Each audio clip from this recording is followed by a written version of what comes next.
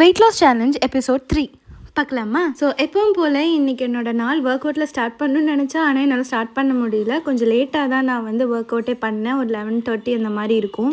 எப்போவுமே ஒர்க் அவுட்க்கு முன்னாடி என்னோடய ஃபேஸ் பார்க்குறப்போ கொஞ்சம் பஃபினஸ் இருக்கும். ஒர்க் அவுட்க்கு அப்புறம் பார்க்குறப்போ கொஞ்சம் கம்மியாக இருக்க மாதிரி இருக்கும்.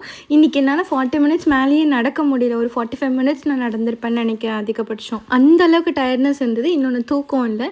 ஸோ எப்பவும் போல் நான் ஃப்ரெஷ்ஷப் ஆகிட்டு வந்துட்டு அஜ்வைன் குடிச்சிக்கிட்டேன். அஜ்வைன் தண்ணி குடிச்சிக்கிட்டேன். அதுக்கப்புறம் வந்து பிளாக் ஜீரா போட்டு கொஞ்சம் பாயில் பண்ணி அந்த தண்ணி தனியாக குடிச்சிக்கிட்டேன். ஸோ எப்போவுமே நான் வந்து சாப்பிட்றதுக்கு ஒரு 12 o'clock அந்த மாதிரி ஆகும். ஃபஸ்ட்டு எடுத்ததும் இந்த ட்ரிங்க் குடிச்சிட்டு அதுக்கப்புறமா தான் நான் ஃபுட் எடுத்துக்குவேன். ஸோ இப்போ டயட்டில் இருக்கிறதுனால எடுத்ததும் ஹெவி ஃபுட் வேணான்னு சொல்லி ஃப்ரூட்டில் ஸ்டார்ட் பண்ணுறது.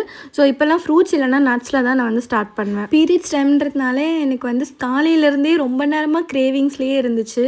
நான் ஃப்ரூட்ஸ் எடுத்து ஒரு 1 hour or 40 minutes கேப்பில் இந்த மாதிரி மீல் எடுத்துக்குவேன். அதில் வந்துட்டு கொஞ்சமாக ரைஸ், நிறைய வெஜிடபிள்ஸ், ப்ரோட்டீனுக்கு வந்து ஏதாவது எக் அந்த மாதிரி வச்சுக்குவேன்.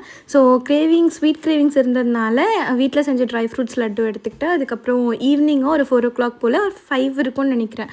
ஸோ காஃபியும் மக்கானாவும் எடுத்துக்கிட்டேன், ப்ளஸ் பனானா எடுத்துக்கிட்டேன். இன்றைக்கி என்னால் என்னோடய கிரேவிங்ஸை கண்ட்ரோலே பண்ண முடியல. கிட்டத்தட்ட ஒரு 2 ட்ரை ஃப்ரூட்ஸ் லட்டும் நான் எடுத்திருப்பேன். பட் ஸ்வீட்னஸ் எல்லாமே டேட்ஸ்னாலன்றதுனால எனக்கு பிரச்சனை இல்லை. ஸோ என்னோட டின்னரை சம்பாரவை அண்ட் பன்னீர் சாம்பாரோட முடிச்சிட்டேன். Day 4 of weight loss channel நாளைக்கு பார்ப்போம். மறக்காமல் சப்ஸ்கிரைப் பண்ணி